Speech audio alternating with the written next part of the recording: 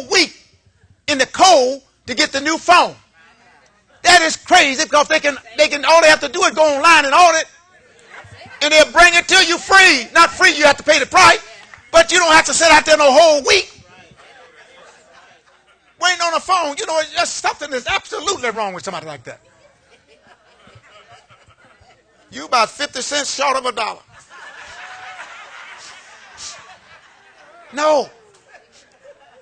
And then, let me tell you now, wait a minute, I'm telling you that's how we sometimes are messed up. What is the need for, if you are probably beyond 50, it's no sense for you to get them these new phones, paying $800, $900 for them. All you going to use it for is, hello, how you doing? Flick up, that's it. You may text a little bit, that's it. Why? These young folk, they can do some of everything with them. They do everything. You're not going to do all of that. You don't know how to do it.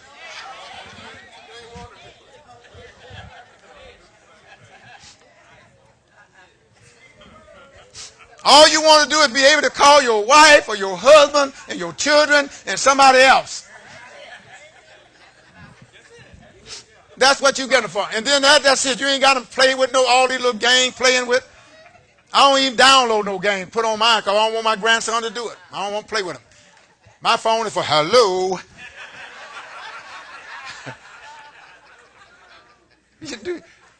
So it ain't no sense in paying all that money for something just to do that. We know how many. Let me see the hands of the adults. If you're over 50, let me see you to know all this stuff on the phone. Raise your hand.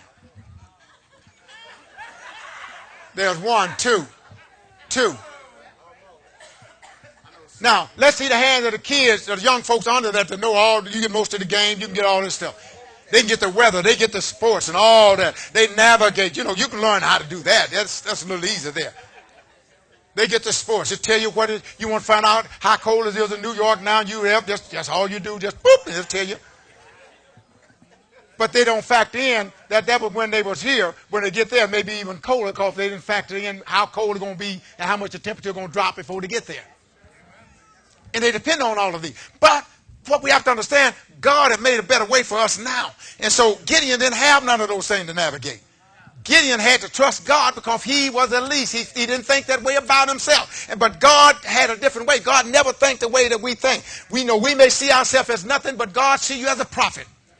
God has called you to go tell somebody something, and you're afraid to tell them. Say, well, God, what if they don't accept it? He didn't tell you whether they accept it or not. He told you to tell them.